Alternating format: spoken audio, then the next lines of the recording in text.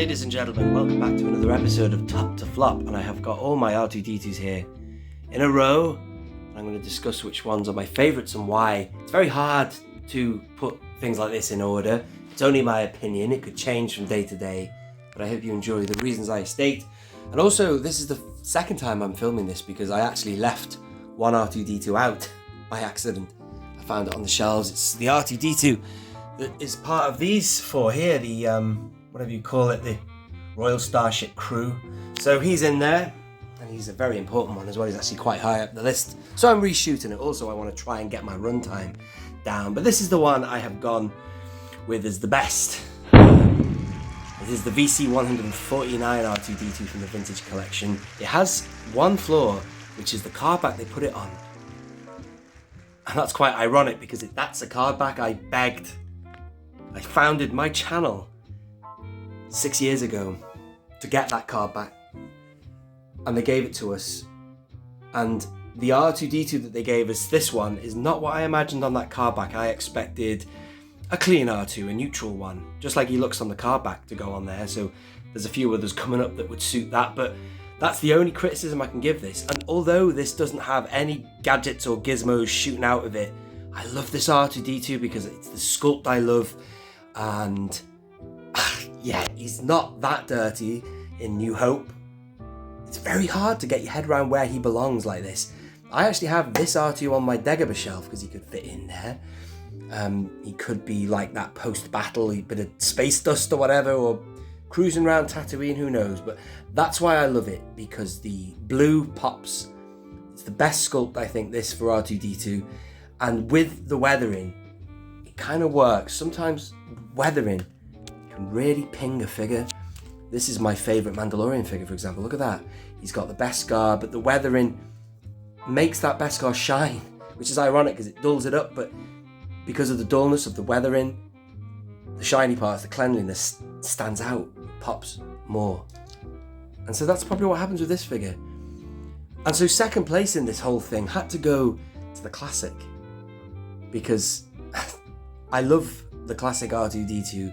It doesn't get any better than that. He looks nothing like how he looked in the film. So for screen accuracy, you know, this figure is nowhere near. But I had to put it in second place because if I was to say rank my Star Wars films in order of appreciation, I always have New Hope second, the original, and then the excellent sequel. All of these are sequels to the original, if you get me.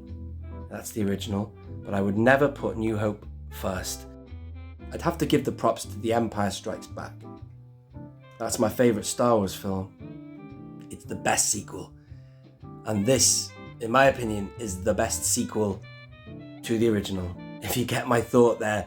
So I couldn't put this in 9th place or 5th or wherever, because it doesn't have that screen accuracy aspect. But because I just have always loved as a kid, this has got a nostalgic pull, this one.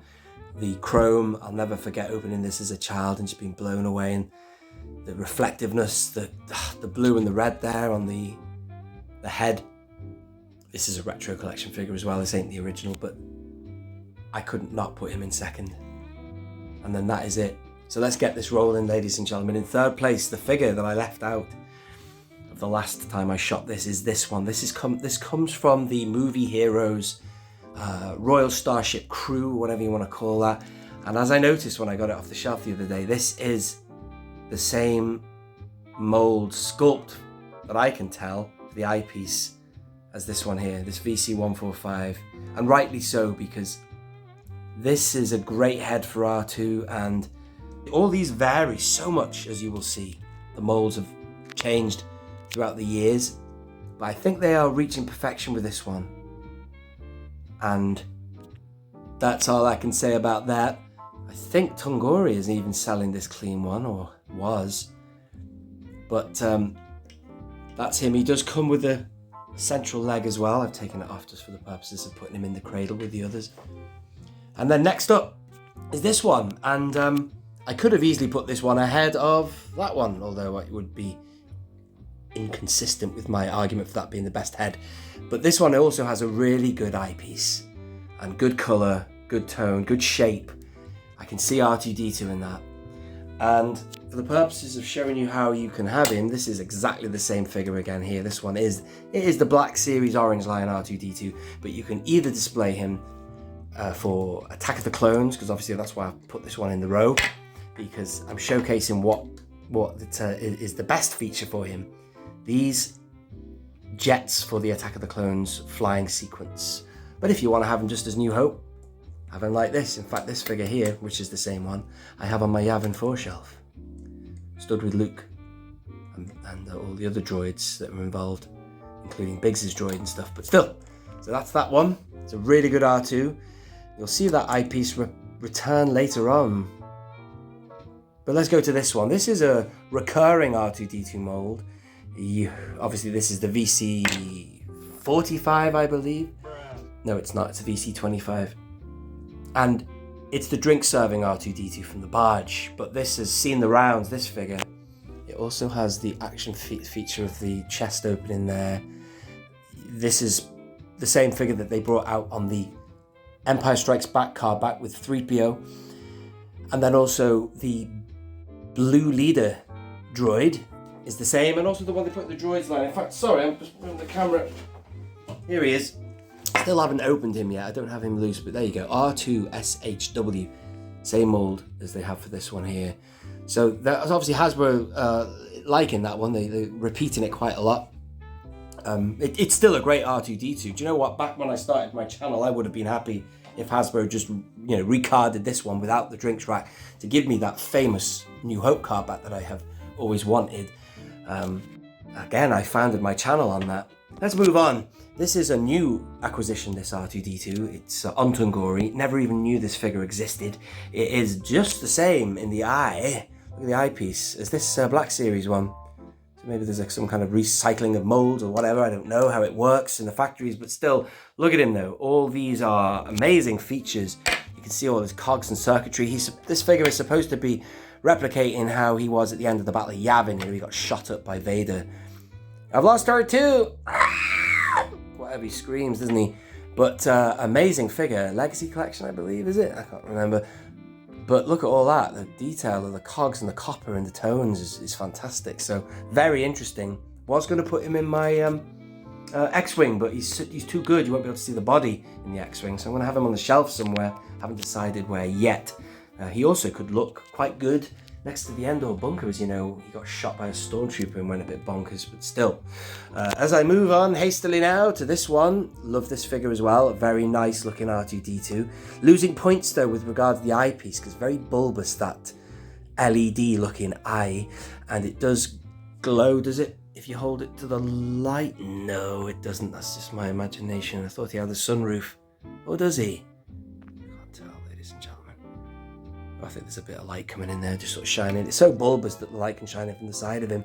But this is a great figure. Again, got this from Tungori, because the other one I have here, which is actually I opened from the VOTC R2-D2 Vintage Original Trilogy Collection. Again, that 3PO and R2 card back on Hoth, but it had a Return of the Jedi badge. Those ones yellowed horrendously. But for whatever reason, they've got a better plastic on this one. It's not yellowing like this one was. That's gone worse over time as well. But why I love it is because of the fact it's rocking that chrome top, just like the original. You know what I mean? It works. It pings for an old school collector like myself. And then I'm going to move on. Speaking of yellowing, I love this R2-D2. It's from the Phantom Menace line of 1999. It's the head sculpt I like for this R2. I think they've got a really good balance for the head there, and it's a nice colour. That silver top. It doesn't always chrome up, does he, R2? He shines up in some parts of the films, but generally he's in neutral silvery matte shine, if you want to call it that. But as you can see, this one's really badly yellowing. I mean, when I was aged 18, when I left home, I only had a couple of figures back then, including this one. They were left in a room, and I'd say that my mother would have had the curtains open in that room, and there's a very good chance light hit those figures day after day after day after day, and I lived away for years. And there you go. That's the result of it, isn't it? So that's light damage. But it's really good, and I have this one, as it should be, in this one. This is the 2012 Naboo Starfighter, the really good one that you can put an actual droid in. You can whack this R2 inside here, which is really good. So it covers the yellow, and you still get that, you get that amazing dome, which is what that figure is all about. So that's why that one ranks higher than these remaining ones. Let's see where we are up to now. We're getting down to the nitty gritty. It's amazing that this one has got so far in the listing. This is up higher than these because of the detail.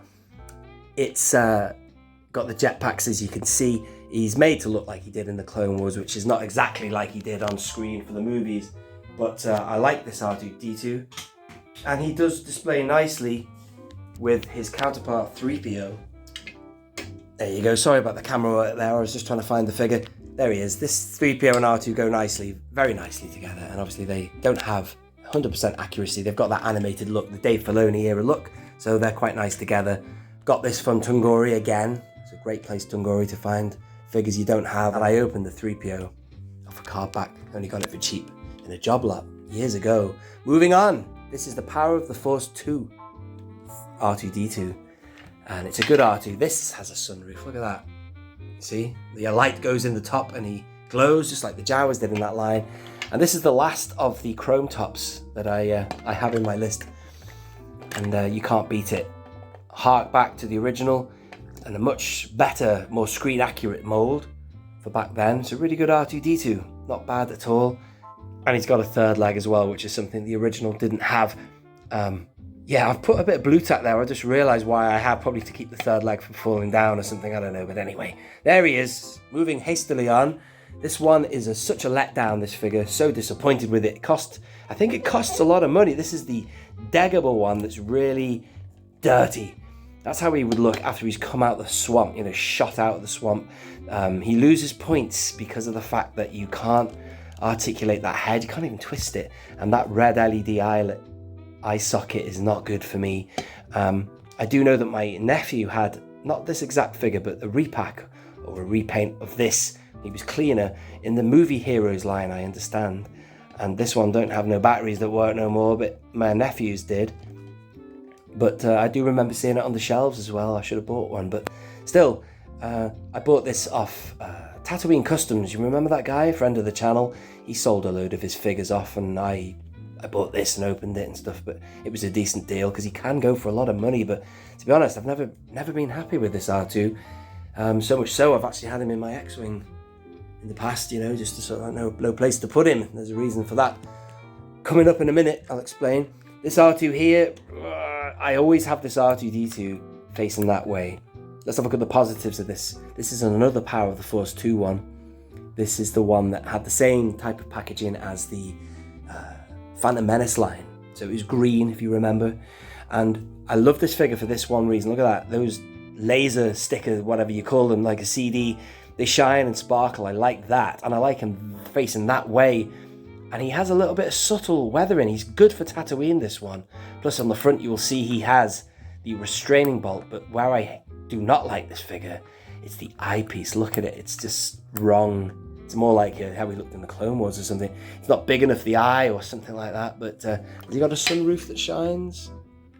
Yeah, I think, yes it does. That's a bit of lighting. So again, facing forward, bruh. Not a good R2 at all. This is starting to not look like him on screen at all. But that way, he looks good. Plus, you've got that lovely twitching light. So I like this R2 a lot. Very good indeed. Next up is a figure I got from Tungori. Again, my God, I get so many figures from Tungori. I bought this for the specific reason of having it with my Yoda hut. I'm too far away from it, but I'll try and zoom in. That's from, what's it called? Ian Butler 3D printer. But this looks good again, facing away, just sort of peering into the window. But from the front, the mold of this is terrible. Look at it, it looks like a blister or something, the eyepiece. Not good at all. Next up, this R2-D2 came with this vehicle, an amazing vehicle. And I don't actually put R2 in that anymore. I put another droid in this one. Is it R2-L2 or R4-L2? Whatever he is. He goes like a glove with that Star Speeder. But this R2 was supposed to go with the Star Speeder. He does have a swiveling head, which is good, but I just have him in random places where I might need an R2. He's quite chunky as well. You can't fit him in an X-Wing. No, sir. He's too fat for that. And then finally, the worst R2-D2 I have in my collection is this one. Bruh. Is this another Power of the Force 2, is it? Look at the state of that, man. I've got an R4 as well. R5-D7, I beg your pardon, like that, with the really chunky leg. I have that one facing away, just stood with the pilot somewhere in the background by Jet Porkins. But this one, I don't know what I've done with. I've taken him off the shelf for some other stuff I'd shot recently, but I don't know where the hell I'm going to put him or what I'm going to do with him really. But still, that is the worst I have. But that is all. I'm going to leave it there, ladies and gentlemen.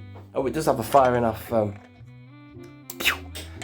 of harking back to the last 17 R2-D2 like that. But still, that is all I'm going to shoot for now. I'm on 5% battery here. I better stop and look at this carnage, ladies and gentlemen, I've left behind here. But number one spot goes to this, and you know, it could be a couple of others you could also share top spot with. This one here as well, that one again from the Royal Starship Crew, whatever you want to call that. But still, let me know your thoughts below if you have any ones that you think I should have in my collection that I've missed. Like I always say, you can never have too many R2-D2s, man. He fits in everywhere. He's an integral part of the franchise. Thank you so much for watching. I have been only one Kenobi. Only one. Out.